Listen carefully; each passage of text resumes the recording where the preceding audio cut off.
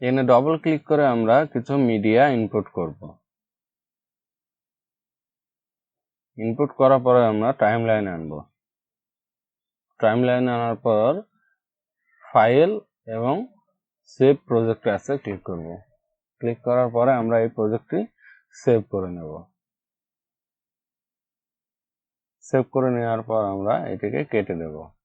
কেটে দেওয়ার পর আমরা আবার প্রথম থেকে ফিল্মোরা এক্স সফটওয়্যারটি ওপেন করব।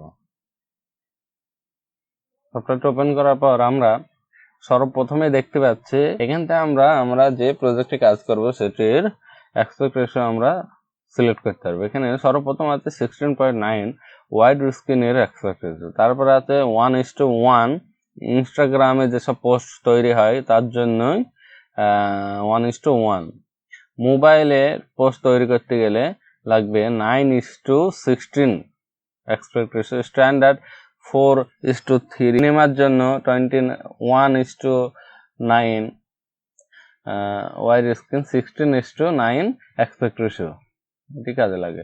তারপরে এই সাইডে আছে ওপেন প্রজেক্ট। ওপেন প্রজেক্ট থেকে আমরা আমাদের আগে যে কোনো বানানো প্রজেক্ট আমরা রি-এডিট করতে চাইলে আমরা ওপেন প্রজেক্টে ক্লিক করে সেই প্রজেক্টটি এনে আমরা এখান থেকে রি-এডিট করতে পারবো।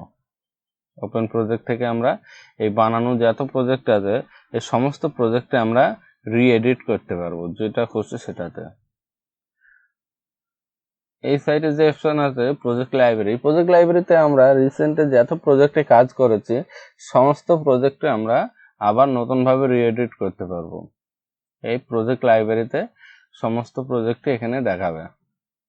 তো আমরা নতুন প্রজেক্ট ক্রিয়েট করার জন্য ক্রিয়েট এ নিউ প্রজেক্ট আমরা অ্যাসপেক্ট রেশিও রাখবো 16:9। এখানে ওপেন করার পরে ফিল্মোরাক্স সফটওয়্যারটা ঠিক এভাবে আসবে। আসার পরে সর্বপ্রথম এখানে অপশন আছে ফাইল। ফাইল অপশনে প্রথম যে অপশন নিউ প্রজেক্টের অপশন আমরা শুরুতেই কভার করে দিয়ে এসেছি। নিউ প্রজেক্ট, ওপেন প্রজেক্ট এবং রিসেন্ট প্রজেক্ট, তিনটি প্রজেক্টেরই আমরা প্রথমেই ভিডিও শুরুতেই আমরা তিনটি প্রজেক্টেরই কথা কভার করে এসেছি। তারপরে আছে ইনপুট মিডিয়া। ইনপুট মিডিয়াতে আমরা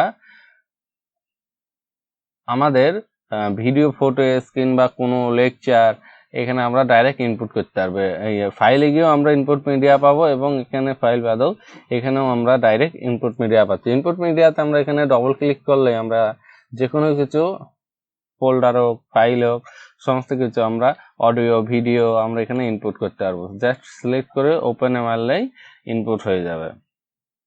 এবং ইনপুট হয়ে যাওয়ার পর আমরা যে কোনো একটা ভিডিও, ফুটেজ কিংবা ইমেজ লাগলে আমরা এখান থেকে ডাইরেক্ট এসে ড্র্যাগ এন্ড ড্রপ করে ছেড়ে দিলেও চলে আসবে, বা এখান থেকে আমরা ডাইরেক্ট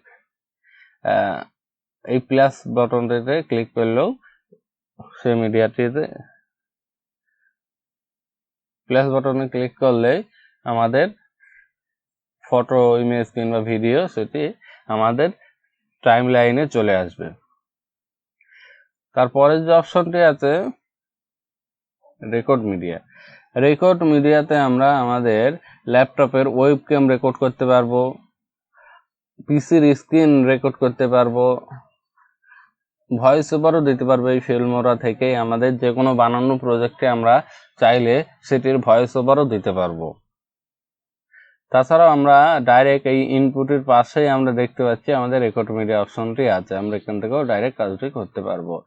সেভ প্রজেক্ট অ্যাসে আমরা যে কোনো প্রজেক্ট সেভ করে নেওয়ার পর সেই প্রজেক্টে আমরা আবার কাজ করার সময় যদি আবার নতুন কিছু অ্যাড করি, অ্যাড করার পরে সেটিকে আমরা দুবার আবার সেভ করতে চাই, তাহলে দ্বিতীয়বার আমাদের সেই প্রজেক্টে আর সেভ প্রজেক্ট অ্যাসে ক্লিক করতে হবে না। দ্বিতীয়বার আমাদের সেই প্রজেক্টে সেভ প্রজেক্ট ক্লিক করলে আমাদের পুনরায় সেখান থেকেই সেভ হয়ে যাবে। আর্কাইভ প্রজেক্টের কাজ হচ্ছে কোনো 1 ঘন্টা কিংবা 1.5 ঘন্টার কোনো প্রজেক্টে যখন কাজ করা হবে সেই প্রজেক্টটি যাতে টাইম লাইনে কোনো ল্যাগ সৃষ্টি না করে, এই জন্যে আর্কাইভ প্রজেক্ট সেভ করা হয়। আর্কাইভ প্রজেক্টে কাজ করলে টাইম লাইন খুবই স্মুথভাবে চলবে। তারপরের অপশন প্রজেক্ট সেটিং। প্রজেক্ট সেটিংয়ে আমরা আমাদের প্রজেক্টটিকে সেটিং করতে পারবো, যেমন অ্যাসপেক্ট রেশিও আমাদের যেটি চাই সেটি আমরা করে নিতে পারবো। রেজুলেশন আমাদের রেজুলেশন আমরা সেট করে নিতে পারবো। ফ্রেম রেট 25 ফ্রেম রেট থেকে আমরা 30 ফ্রেম রেট, আমাদের যেমন প্রজেক্টটি যেমন লাগবে তেমন হিসেবে আমরা সেভ করে নিতে পারবো। পারফরমেন্সে আমরা পারফরমেন্সের কিছু কাজ আমরা দেখে নেব। পারফরমেন্সের প্রথমে যে অপশন আছে ল্যাঙ্গুয়েজ আমরা ফিল্মোরা ইন্টারফেসের ল্যাঙ্গুয়েজ আমরা এখান থেকে ডাইরেক্ট পরিবর্তন করে নিতে পারবো। তারপরে যে ডার্ক মোড থেকে আমরা এটিকে ফিল্মোরার থিমটি আমরা লাইট মোডেও করে নিতে পারবো। আমাদের যেরকম পছন্দ হয় সেরকম আমরা এখান থেকে সেট করে নিতে পারবো। তারপরে ফোল্ডার অপশন আমাদের টেম্পোরারি ফাইল আমরা যেখানে সেভ করতে চাই সেসব সেভের অপশন দিয়েছে। রেকর্ডেড ফাইল আমরা ফিল্মোরাতে যে কোনো ভিডিও রেকর্ডিং করার পরে আমরা সেই ভিডিওতে যে ফাইলে সেভ করতে চাই সেটি আমরা এখান থেকে ডাইরেক্ট সেভ করে নিতে পারবো। রেকর্ডেড অডিও আমরা ফিল্মোরাতে যে কোনো ভয়েস ওভার দেওয়ার পর আমরা সেই ভয়েস ওভারটি যে জায়গায় সেভ হবে সেটি আমরা এখান থেকে ডাইরেক্ট সেভ করে নিতে পারবো। সে ফাইল লোকেশন আমরা সেট করে নিতে পারবো। তারপরে অপশন আছে এডিটিং এ একটা গুরুত্বপূর্ণ কাজ আছে যে আছে ডিফল্ট ডিউরেশনে ফটো ডিউরেশন আমরা ফিল্মোরাতে কোনো ফটো ইনপুট করার পরে সেই ফটোটি কত সেকেন্ড চলবে এর জন্য আমাদের এখানে ডিফল্ট সেট করা আছে 5 সেকেন্ড। আমরা চাইলে এটা 10 সেকেন্ড কিংবা 15 সেকেন্ড কিংবা 2 সেকেন্ড 3 সেকেন্ড আমরা করে নিতে পারি। যেমন আছে ট্রানজিশন ডিউরেশন এখানে আছে 2 সেকেন্ড। এটাকে আমরাও বেশি কিংবা কম করে নিতে পারি। সেম ভাবে আমরা নিজের ইচ্ছা মতন সেট করে নিতে পারি। তারপরের অপশন আছে সেভ অপশন। সেভে আমরা ব্যাকআপ প্রজেক্ট ফাইল যে লোকেশনে আমরা সেট করতে চাই সেটি আমরা এখান থেকে ডাইরেক্ট সেভ করে নিতে পারবো। এবং ডিফল্ট প্রজেক্ট লোকেশন আমাদের প্রজেক্ট যখন সেভ প্রজেক্ট সাহায্যে সেভ করব সেটি কোন জায়গাতে সেভ হবে এখানে আমরা সেটি ব্রাউজ করে সেটা পরিবর্তন করে নিতে আমরা পারবো। তাছাড়া এখানে আর পারফরমেন্সের খুব একটা কাজ নেই।